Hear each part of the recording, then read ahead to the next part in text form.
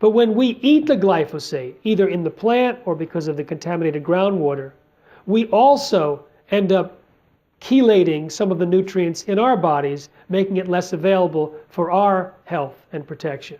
And there's a lot of diseases that are associated with mineral deficiencies. Now, the Roundup itself is also toxic to humans and mammals. In fact, it interferes with endocrine development. It can cause, in certain rat studies, lower sperm counts, abnormal or dead sperm, lower testosterone level. So when we see the genetically modified Roundup Ready soy being fed to animals and causing reproductive problems, we don't know if it's the GMO component or the high residues of Roundup.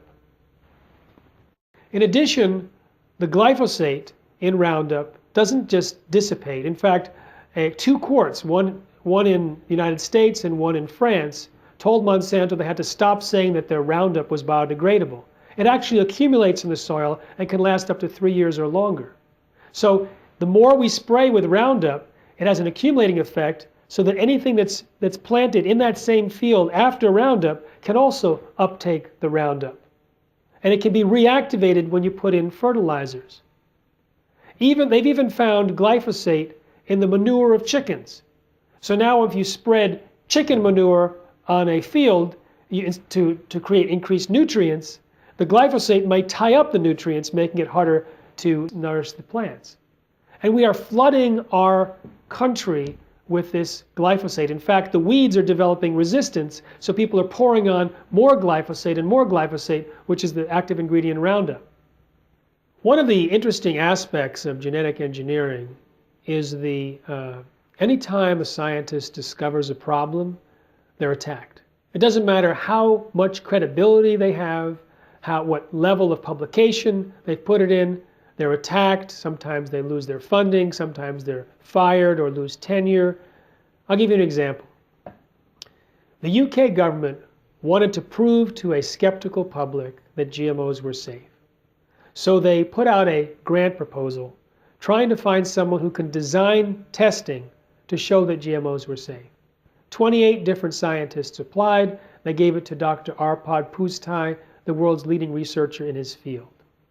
He worked at one of the top nutritional research institutes in the country, or in the world, and was leading about 20 or 30 people on this grant. He fed genetically modified potatoes to rats as part of the protocol. The potatoes were engineered to produce an insecticide. Now, he knew this insecticide was harmless to rats. He had fed huge amounts of the insecticide to rats in previous experiments. In fact, for this experiment, one group of rats was fed the GM potato that produced its insecticide. One group of rats were fed natural potatoes, and a third group, natural potatoes plus the insecticide spiked directly into the diet. Only those that ate the GM potatoes got sick. So what was the cause? It was not the insecticide. It was somehow the process of genetic engineering which caused the massive damage to the rats, including potentially precancerous cell growth in their digestive tract, smaller brains, livers, and testicles, partial atrophy of the liver, and damaged immune system after only 10 days. He went public with his concerns and was a hero for about 2 days at his prestigious institute. Then 2 phone calls were allegedly placed from the UK Prime Minister's office, forwarded through the receptionist to the director of the institute. The next day, Dr. Pusztai was fired from his job after 35 years and silenced with threats of a lawsuit. His team was disbanded. They never implemented his protocols, and his institute, plus the UK government, launched a campaign to destroy his reputation in order to protect the reputation of biotechnology. After 7 months, by an order of Parliament, his gag order was lifted, he got his data back, and it's now published. And it remains the most in-depth animal feeding study yet published on GMOs, implicating the process itself as causing harm. In Moscow, when the scientists discovered that Roundup Ready soy fed to female rats caused more than half of their babies to die within 3 weeks, she was told by her boss, who was being pressured by his boss, no more studies on GMOs. In fact, documents were burnt on her desk, samples were stolen. One of her colleagues tried to comfort her by saying, well, maybe the GM soy will solve the overpopulation problem. One of the criticisms that was leveled at the Russian scientists which has merit, is that she never conducted a biochemical analysis of the feed. So maybe there was some toxin mixed with the GM soy that caused this astounding death rate.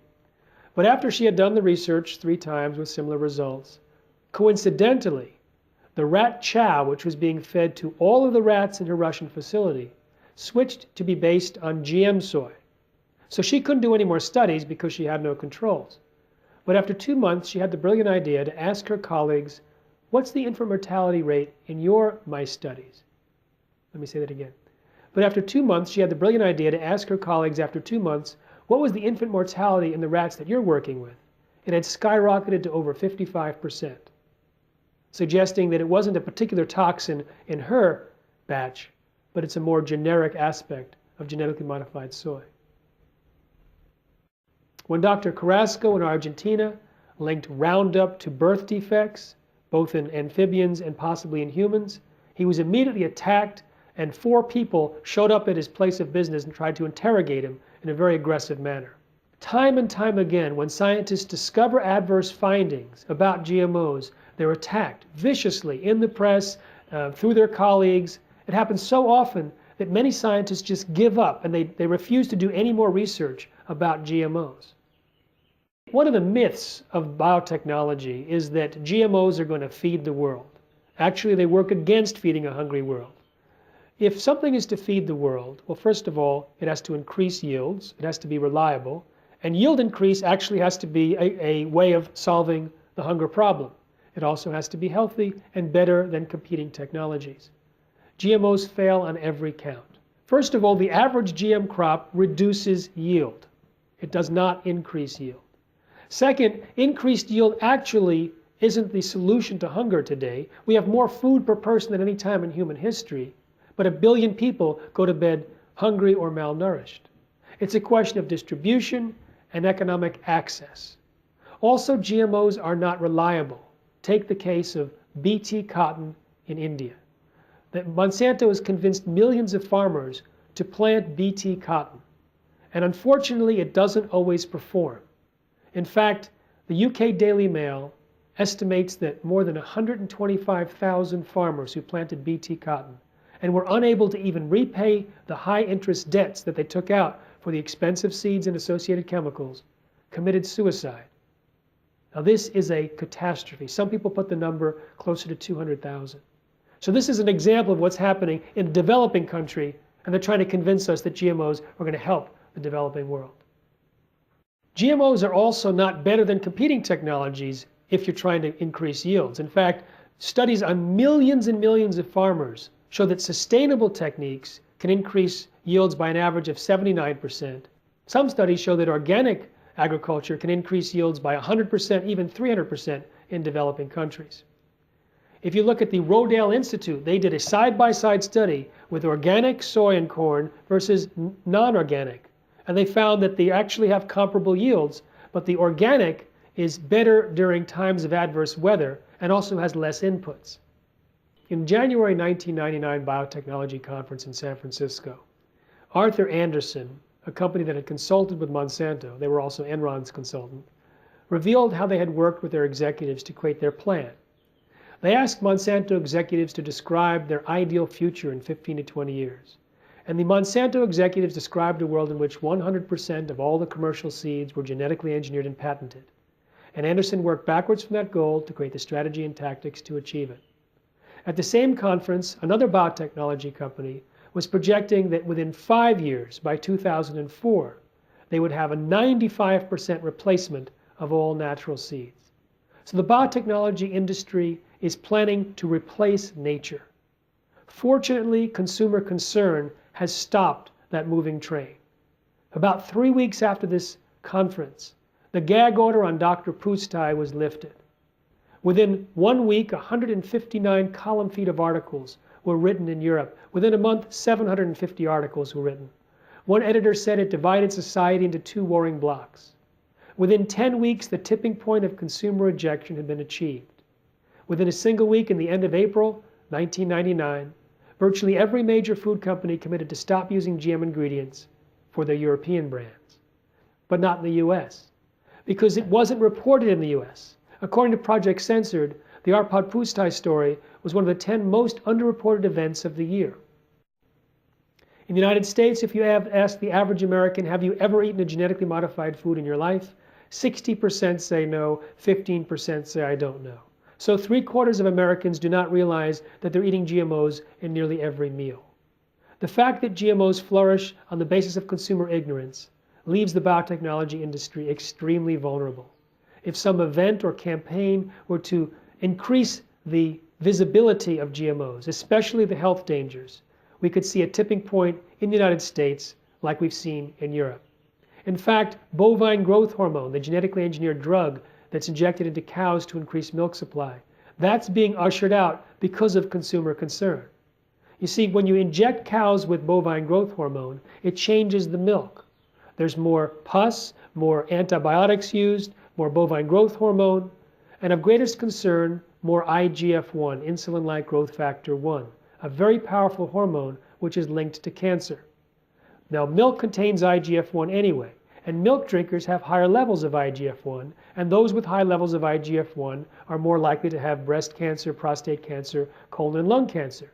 And it's in much higher levels in milk from cows treated with bovine growth hormone. I'll let you connect the dots.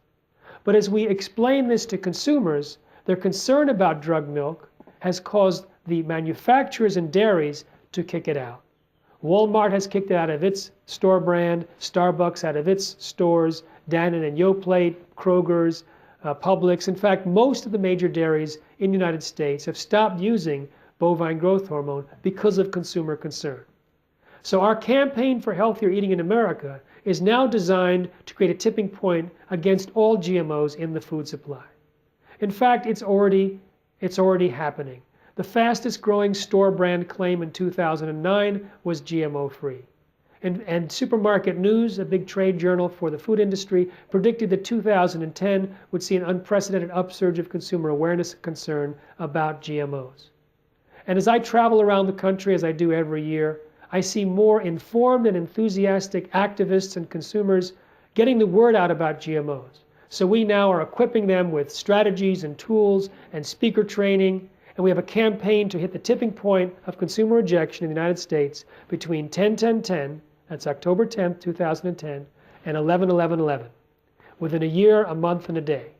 So I invite you to come to our website at healthiereating.org to get involved, to sign up for a Healthier Eating Pledge, to get the tools to invite others to do the same, so that together we can create a tipping point. You see, we only need about 5% of US shoppers. We think that's more than enough to create the tipping point. And 15 million people, 5.6 million households, that's easy. Why is the number so low? Because GMOs give no consumer benefits. There's no reason why a company would say, well, I need to keep my GMOs because it has better mouthfeel or sweetness or shelf life. If a small percentage of people were to reject GMOs, it would become a pure marketing liability.